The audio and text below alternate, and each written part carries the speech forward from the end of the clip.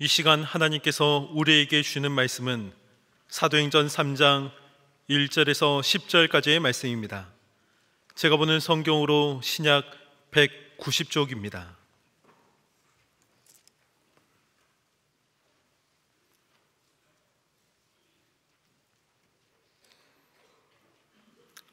하나님의 말씀을 봉독하겠습니다. 제9시 기도 시간에 베드로와 요한이 성전에 올라갈새 나면서 못 걷게 된 이를 사람들이 메고 오니 이는 성전에 들어가는 사람들에게 구걸하기 위하여 날마다 미문이라는 성전 문에 두는 자라. 그가 베드로와 요한이 성전에 들어가려 함을 보고 구걸하거늘 베드로가 요한과 더불어 주목하여 이르되 우리를 보라 하니 그가 그들에게서 무엇을 얻을까 하여 바라보거늘 베드로가 이르되 은과 금은 내게 없거니와 내게 있는 이것을 내게 주노니 나사렛 예수 그리스도의 이름으로 일어나 걸으라 하고 오른손을 잡아 일으키니 발과 발목이 곧 힘을 얻고 뛰어서서 걸으며 그들과 함께 성전으로 들어가면서 걷기도 하고 뛰기도 하며 하나님을 찬송하니 모든 백성이 그 걷는 것과 하나님을 찬송함을 보고 그가 본래 성전 미문에 앉아 구걸하던 사람인 줄 알고 그에게 일어난 일로 인하여 심히 놀랍게 여기며 놀라니라. 아멘. 이 세상의 모든 것은 다 변합니다. 이 세상의 모든 것은 다 변한다는 말만 변하지 않습니다. 조금 더 구분하여 말하면 모든 것은 변화하든지 변질되든지 둘 중에 하나입니다. 변화는 상태나 모양이 바뀌는 것을 말하고 변질은 원래 상태에서 벗어나거나 왜곡되거나 손상되는 것을 말합니다. 성도 여러분, 우리는 변화되기 위해 신앙생활을 합니다. 옛사람에서 새사람으로 변화되기 위해서 신앙생활을 합니다. 날마다 경건생활을 해야 하는 것은 우리가 예수님의 형상으로 변화되기 위해서입니다. 성령님은 우리를 변화시키기 위해서 이 땅에 오셨습니다. 성령님은 오셔서 우리 안에 거하시면서 우리의 생각과 마음과 태도를, 우리의 말과 행동을 변화시켜서 하나님 나라를 위해 살게 하십니다. 오늘 본문 말씀은 베드로와 요한이 성령으로 충만해진 후 어떻게 변화되었고 그 변화를 통해 어떤 일이 일어났는지를 말씀하고 있습니다. 본문 사건은 사도행전에 기록된 14개의 기적 중 첫 번째 기적 사건입니다. 베드로와 요한이 제9시에 기도하러 성전에 올라갔을 때 일어난 사건이죠. 제9시는 오후 3시를 말합니다. 당시 경건한 유대인들은 하루에 3번, 즉 오전 9시, 12시, 오후 3시 이렇게 성전에 모여서 기도했습니다. 특히 오후 3시는 제사장들이 번제를 드리는 시간이기도 했기에 이때 많은 사람들이 모였다고 합니다. 베드로와 요한은 다른 사도들과 또 성도들과 함께 집에 모여서 기도도 자주 했지요. 그런데 매일 정해진 시간에 성전에 찾아가서 기도도 했습니다. 이러한 일상이 반복되던 어느 날 베드로와 요한은 어제처럼 성전에 기도하러 올라가고 있었습니다. 베드로와 요한은 미문이라는 성전 문 앞에서 구걸하는 사람을 만났습니다. 그 사람은 날 때부터 못 걷게 된 사람입니다. 보행장애자죠. 4장 22절에 보면 그의 나이가 40여세였다고 합니다. 그러니까 그는 태어나서 한 번도 자기 두 발로 걸어본 적이 없는 사람입니다. 그런 매우 심한 장애를 가지고 태어난 거죠. 그래서 스스로 그 미문 그곳까지 올 수 없는 사람이에요. 그가 미문에서 구걸할 수 있게 된 것은 다른 사람들이 그를 메고 그곳에 옮겨다 주었기 때문입니다. 매일 그렇게 한 거죠. 그동안 그의 삶은 전적으로 이렇게 다른 사람에게 의존된 삶이었습니다. 그는 늘 미문에서 성전에 들어가는 사람들에게 구걸을 했습니다. 다른 직업을 가질 수가 없었겠죠. 그의 유일한 생계수단은 구걸이었습니다. 유대인들은 남을 구제해서 하나님께 상 받는 것, 이걸 생각하기 때문에 성전 문 앞에 구걸하는 사람이 있는 것, 그것을 그렇게 싫어하지 않았습니다. 그러니 하나님께 기도하러 성전에 들어가는 사람들을 만날 수 있는 바로 이 성전 문 앞은 구걸할 수 있는 장소로서는 최고로 몫이 좋은 것이죠. 오늘 본문에 나오는 미문은 신약 성경 이곳에만 기록이 되어 있습니다. 그래서 정확히 어떤 문을 말하는지를 확인할 수는 없습니다. 그러나 사람들이 그 문의 이름을 미문이라고 아름다운 문이라고 부른 것을 보면 학자들은 니카노 문일 것이라 얘기합니다. 니카노 문은 약 23m 높이의 아주 웅장한 이중문입니다. 아름답고 값진 고린도산 황동으로 문을 만들었죠. 그러니까 보기에도 웅장하고 화려하고 멋진 아름다운 문이었던 것입니다. 그래서 사람들이 이걸 미문이라고 부른 거죠. 그런데 이 멋진 문 앞에 나면서부터 못 걷게 된 사람, 결코 화려하지 않은 그 문과는 잘 어울리지 않는 한 사람이 그곳에서 구걸하면서 앉아 있습니다. 자, 여러분, 미문에서 구걸하는 모습이 단지 2000년 전에 그 사람의 모습만일까요? 그 사람의 모습에서 나의 모습은 보여있지 않느냐, 그 말입니다. 그는 다른 어떤 사람보다도 성전에 열심히 나오는 사람입니다. 매일같이 성전에 나옵니다. 일찍부터 나와서 자기 그 자리를 지키고 앉아 있었겠죠. 그러나 안타깝게도 성전 안에는 들어가지 못했습니다. 그의 40여 평생 동안 한 번도 성전 안에 들어가 본 적이 없습니다. 그는 자신의 상황 때문에 성전에 들어가 하나님을 예배하고 찬양하고 싶은 마음을 포기할 수밖에 없었죠. 그저 나는 구걸이라면서 누가 나에게 돈을 던져줄 것인가, 그게 그의 삶의 관심의 전부가 되어버린 것입니다. 자, 그렇다면 이렇게 질문해 보겠습니다. 오늘도 우리가 교회에 나왔지만 성전 미문에 앉아있는 그 거린처럼 습관적으로 교회를 찾아 나온 사람이라면 미문 앞에 앉은 그 거린과 무슨 차이가 있을까요? 몸은 예배당 안에 들어와 있지만 마음은 예배당 밖에 있다면 미문 앞에 앉아있던 거린과 무슨 차이가 있을까요? 교회에 나온 이유가 하나님을 예배하고 하나님을 찬양하고 하나님의 말씀을 듣고 은혜를 받기를 사모하는 것이 아니라 하나님께로부터 그저 물질적인 필요를 얻고 세상적인 욕구를 채우기 위해서 예배당 안에 앉아있다면 미문 앞에 앉아있던 거린과 무슨 차이가 있을까요? 예배 시간에 하나님을 하나님으로 섬기고 하나님을 높이고 하나님을 찬양하며 하나님께 영광을 돌리는 것이 최우선이 아니라 그저 자신의 마음의 편안과 안전과 그리고 만족을 얻는 것이 전부라면 미문 앞에 앉아있는 사람과 무슨 차이가 있느냐 말입니다. 회중석에서든 찬양대석에서든 하나님만을 높이는 찬양을 하는 것이 아니라 자기 만족을 위해, 자기 영광을 위해 찬양한다면 이것은 아직 영적 장애로 인해 온전한 예배의 자리에 들어가지 못한 것이 아니냐, 그 말입니다. 진정한 예배자이냐 아니면 구걸하는 사람이냐입니다. 여러분, 보행장애 거리는 자기 인생에 대해서 어떤 생각을 하고 있을까요? 여러분이 만약 그 사람과 같은 처지라면 어떤 생각을 하며 살아갈까요? 그에게는 희망이라는 것이 있을까요? 그의 삶의 계획, 목표, 비전, 그런 것이 있을까요? 그 사람은 자신에 대해 자존감이 높을까요? 낮을까요? 그의 삶을 색깔로 표현한다면 결코 밝은 색이 아닐 것입니다. 거칠고 딱딱하고 메마른 이미지의 삶일 것입니다. 그런 그의 삶에 놀라운 변화가 일어났습니다. 베드로와 요한은 날마다 성전에 기도하러 올라갔고 성전에 올라갈 때마다 거기에 앉아서 구걸하는 그 거린을 보았을 것입니다.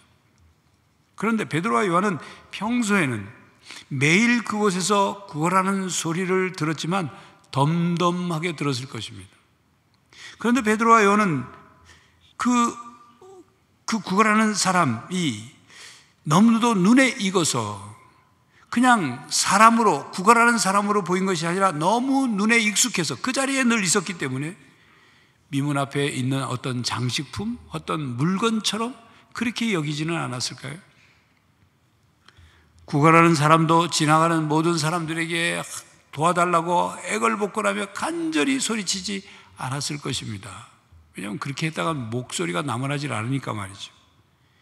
요즘 우리나라 지하철이나 길거리에 구걸하는 사람 보면 소리를 별로 내지 않습니다. 말하지 않아요. 도와주십시오 안 합니다. 찬송가를 틀어놓든지 아니면 도와주려면 도와주고 말면 말고 그냥 앉아 있어요. 베드로와 요한은 평소에는 그냥 그런 거린으로 보았지 특별한 어떤 마음이 움직이지는 않았던 것입니다. 그런데 그날만큼은 달랐습니다. 4절에 베드로가 요한과 더불어 주목하여 이르되 우리를 보라 하니, 베드로와 요한이 더불어서 그를 주목했다 그랬어요. 이 주목하다라고 번역된 이 단어의 의미는 열중하여보다, 또 주시하다, 응시하다, 관찰하다는 의미를 가진 단어입니다. 그러니까 집중해서 보는 것을 말하죠. 공동번역이나 현대 성경에 보면 베드로와 요한이 그를 눈여겨보았다 이렇게 번역했어요. 주목하여를 눈여겨보았다 이렇게 번역해 놓았습니다. 두 사람이 가던 발걸음을 멈추지 않으면 그 사람을 눈여겨볼 수가 없었을 것입니다. 그러니까 그냥 지나치듯 본 것이 아닙니다. 관심을 집중해서 봤습니다. 보는 눈에다 자기들의 마음까지 얹어서 본 거예요. 베드로와 요한은 그날 무엇인가 다르게 그를 보았습니다. 자, 그렇다면 베드로와 요한이 평소에 그냥 지나치던 그 사람에게 주의해서 주목해서 집중하게 된 것은 무엇 때문일까요? 왜 그날은 그를 주목하여 보게 되었고 어떻게 장애를 고쳐주게 되었느냐는 것입니다. 베드로와 요한이 그 거린을 주목한 것은 성령님의 도우심입니다. 성령님께서 베드로와 요한을 감동시키신 것입니다. 오늘 본문에는 성령이라는 단어는 나오지 않습니다. 하지만 이미 사도행전 2장을 통하여 성령 강림을 경험했죠. 성령으로 충만해졌죠. 그래서 3장에서 그 성령으로 감동되고 변화되고 새로워진 베드로와 요한이 성령에 의해서 지금 이 사건, 이 일이 이루어지고 있는 것을 우리는 얼마든지 추론해 볼 수 있습니다. 그 성령 충만의 연속선상에서 이 사건을 봐야 하는 거죠. 그리고 4장, 오늘 이 사건으로 그 다음 나오는 4장에도 보면 베드로와 요한이 성령으로 충만해서 그를 체포해서 핍박하는 그 사람들에게 담대하게 아주 거침없이 말하는 것을 볼 수가 있습니다. 베드로와 요한은 그를 향한 관심이 생겨서 그를 주목하여 보았습니다. 그를 향한 불쌍히 여기는 마음이 움직이게 돼서 긍휼히 여기는 마음으로 그를 본 거예요. 그를 향한 사랑의 마음이 솟아나오기 시작해서 사랑하는 마음으로 그를 보게 된 것입니다. 예수님의 마음으로 그를 보았다, 그런 뜻입니다. 그래서 예수님께서 하신 것처럼 그를 위해 뭔가 해 주어야 한다고 느꼈고 그를 주목하여 본 것입니다. 성령님께서 베드로와 요한의 마음을 움직이게 하신 것입니다. 예수님의 마음으로 바라볼 수 있도록 성령 하나님이 움직여 주신 거예요. 그렇습니다. 신앙생활은 평소에 보던 것을 하나님을 통하여 다르게 보는 것입니다. 새로운 눈으로 세상을 보고 새로운 눈으로 사람을 보고 새로운 눈으로 사건을 바라보고 새로운 눈으로 자기 자신을 바라보는 거예요. 그렇게 새로운 관심을 갖는 것이 신앙생활입니다. 그렇게 성령님은 우리 마음속에 거하시면서 새로운 관심을 갖게 하십니다. 우리를 진리 가운데로 인도하시고 우리로 하여금 예수 그리스도를 바라보게 하시죠. 그리고 거룩한 것을 보게 합니다. 신령한 것을 보게 합니다. 영원한 것을 보게 합니다. 땅 위의 것만을 쳐다보던 우리를 고개를 들어 위의 것을 바라보게 하십니다. 그 결과 우리가 바라보고 주목하는 대상이 바뀌어지는 것이 신앙생활입니다. 아무 관심이 없었던 사람들에게 예수님의 마음으로 관심을 갖고 바라보는 거예요. 하나님의 성품을 닮아 하나님의 마음으로 대상을, 사람을 바라보는 겁니다. 그렇습니다. 성도 여러분, 베드로와 요한이 멈추어서서 그 장의 거린을 주목한 것처럼 우리도 주위 사람들을 주목해야 합니다.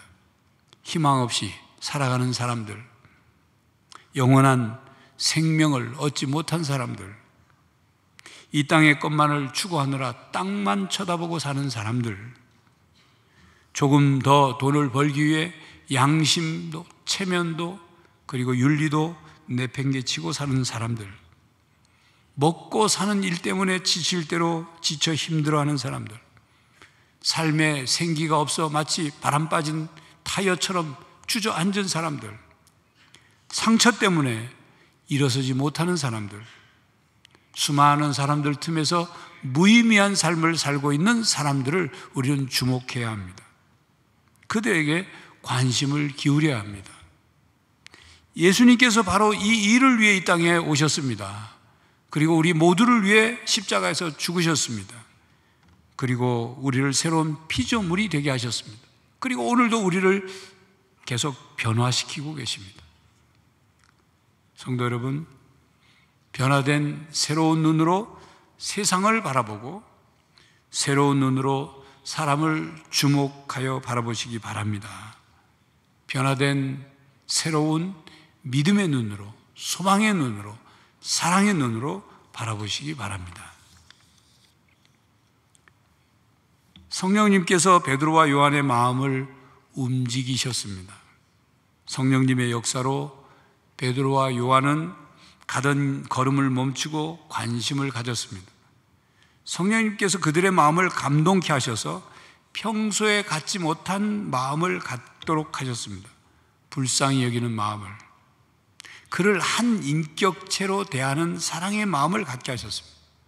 그리고 베드로와 요한은 그 장의 거린에게 무엇인가 주기를 원했습니다. 베드로와 요한이 그 거린을 주목하여 바라보았고 거린에게 자기들을 보라고 말했습니다. 우리를 보라, 이렇게 말했죠. 그 말은 집중을 요구하는 거예요. 나를 집중해서, 우리를 집중해서 봐라, 그거죠. 베드로와 요한은 이 말을 통해 자신들이 그 구걸에 대해 무언가 조치를 취할 것을 암시했습니다. 거린은 우리를 보라 하는 그 사도들의 말을 듣고 자기에게 뭔가 주겠다는 뜻으로 알아듣고 그들을 쳐다봤죠. 돈을 줄 줄 알았죠. 그걸 기대했을 것입니다. 그래서 눈이 마주쳤습니다. 사실 구걸하는 거린에게 동전을 던져주는 사람은 거린과 눈을 마주치지 않습니다. 마주쳐도 말을 건네지 않습니다. 왜냐하면 인격적인 관계로 대하는 것이 아니기 때문이죠. 그런데 베드로와 요한은 그를 인격적인 대상으로 보았습니다. 베드로가 그에게 말했습니다. 6절입니다. 베드로가 이르되 은과 금은 내게 없거니와 내게 있는 이것을 내게 주노니 나사렛 예수 그리스도의 이름으로 일어나 걸으라 하고, 베드로는 자신이 은과 금이 없다고 말했어요. 근데 그들이 은과 금이 없다고 말한 말은 맞는 말이었습니다. 수준의 동전이 있지만 주기 싫어서 그렇게 아까워서 말한 것이 아니었습니다. 초대 예루살렘 교회는 성령 충만해서 자신들의 소유를 가지고 나와 그 공동체에 다 내놓고 서로 나눠 쓰고 서로 함께 사용했죠. 베드로와 요한은 은과 금은 없었지만 자신들이 줄 수 있는 무엇이 있는지를 생각해 보았겠죠. 그리고 자신에게 있는 그것을 주겠다고 말했습니다. 베드로와 요한은 자신들이 줄 수 있는 가장 좋은 것을 주었습니다. 그에게 나사렛 예수 그리스도의 이름으로 일어나 걸으라 명령했습니다. 그리고 베드로는 그의 오른손을 잡아 일으켜 세웠습니다. 그의 오른손은 그동안 동량 구걸하던 손이었어요. 구걸할 때 동전을 받던 손이었습니다. 베드로는 그 구걸하는 손을 잡아 치료의 기적을 전했습니다. 그리하여 40여 년 동안 사용하지 않아 근육이 메말라 가늘어진 발과 발목이 힘을 얻었습니다. 성령의 능력으로 치료의 기적이 일어난 것입니다. 어떻게 이런 치료의 기적이 일어날 수 있었습니까? 바로 예수 그리스도의 이름 때문입니다.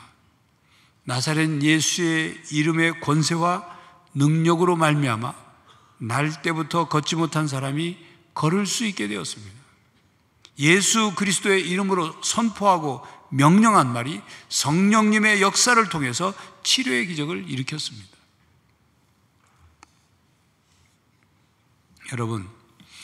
여러분은 은과 금을 많이 가지고 계십니까? 다른 말로 쌓아놓은 돈이 좀 있으십니까? 여러분, 그것이 궁극적으로 여러분의 것입니까? 그것이 여러분의 것이라고, 여러분이 가진 것이라고 자신 있게 말할 수 있느냐 말입니다. 그러니까 내가 가지고 있다고 생각하는 것이 사실은 내가 가지고 있는 것이 아니라는 말이에요. 왜 그렇습니까? 소유권이 하나님께 있으니까 말입니다.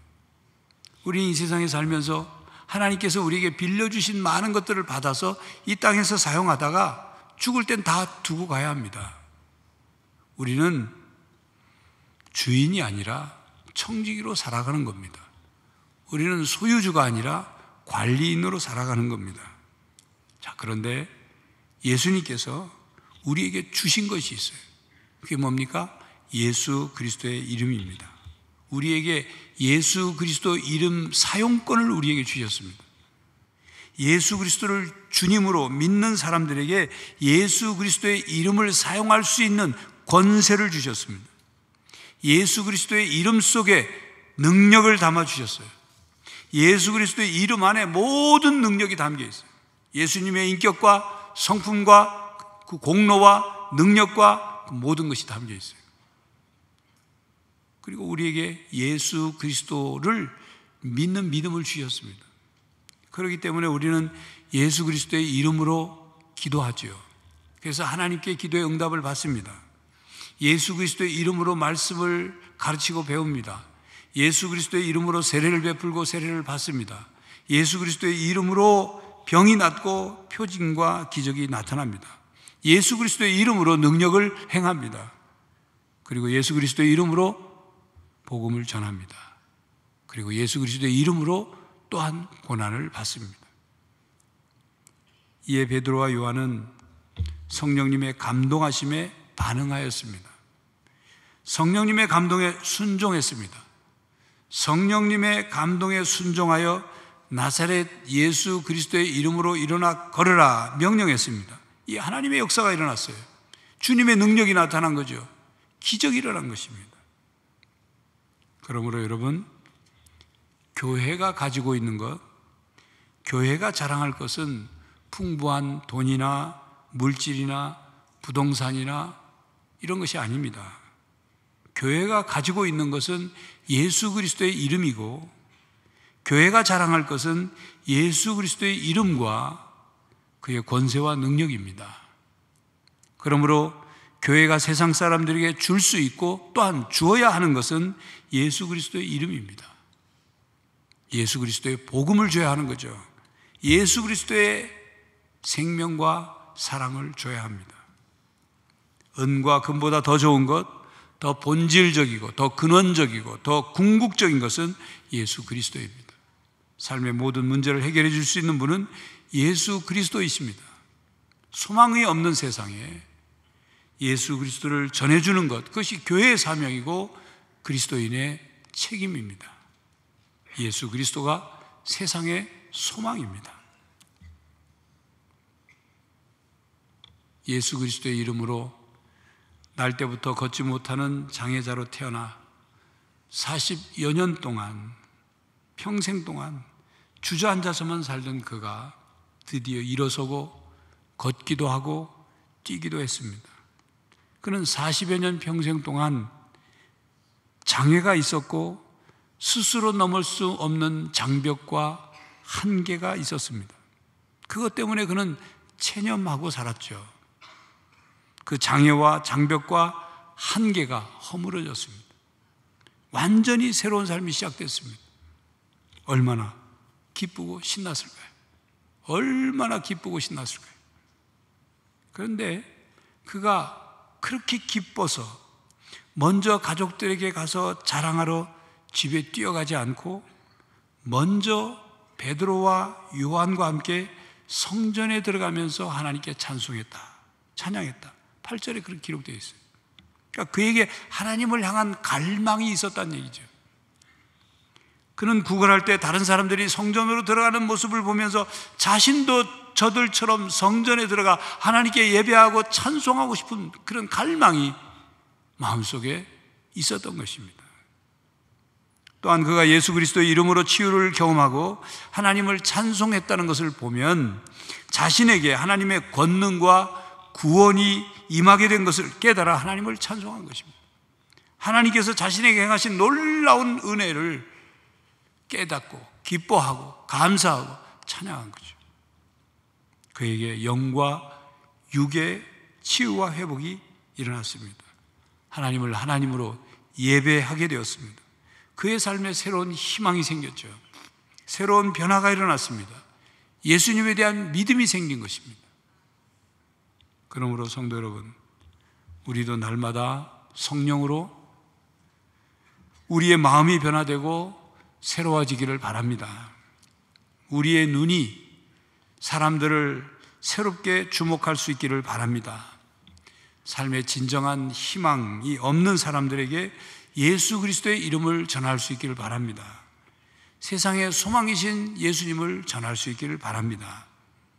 예수 그리스도의 이름에 담긴 사랑과 생명과 능력과 은혜의 복음을 증거하며 살아갑시다. 예수 그리스도의 이름의 권세와 능력을 믿고 그것을 행합시다. 성령님이 우리와 반드시 함께 하실 줄 믿습니다. 기도하겠습니다. 하나님, 우리로 하여금 예수 그리스도를 주로 믿고 고백하게 하시며 하나님의 자녀되게 하시니 감사합니다. 성령님이 우리 안에 거하셔서 우리를 날마다 새롭게 하여 주시니 감사합니다. 우리의 마음과 우리의 눈이 새로워져 이 세상을, 사람들을 새롭게 보고 주목하게 하시고 그들의 필요가 무엇인지를 깨달아 이 세상의 소망인 예수 그리스도 그 이름을 전하게 하여 주시옵소서. 예수 그리스도의 이름 속에 담긴 놀라운 능력과 은혜를 경험하고 누리며 또한 베풀며 살게 하여 주시옵소서. 예수 그리스도의 이름으로 기도하옵나이다. 아멘. 성도 여러분, 성령님의 도우심으로 새로운 마음, 새로운 눈으로 세상을 바라보고 주님을 바라봅시다. 주님의 마음으로 바라봅시다. 예수 그리스도의 이름의 권세와 능력을 사용합시다. 예수 그리스도의 이름의 권세와 능력을 전하고 증거하는 성도가 되시기를 간절히 바랍니다. 지금은 우리 주 예수 그리스도의 은혜와 하나님 아버지의 사랑과 성령 하나님의 교통하심이 성령의 도우심으로 예수 그리스도의 이름의 권세와 능력을 누리고 사용하며 살기로 다짐하는 모든 성도들과 가정과 삶의 현장 위에 이제로부터 영원히 함께 하시기를 간절히 축원하옵나이다. 아멘.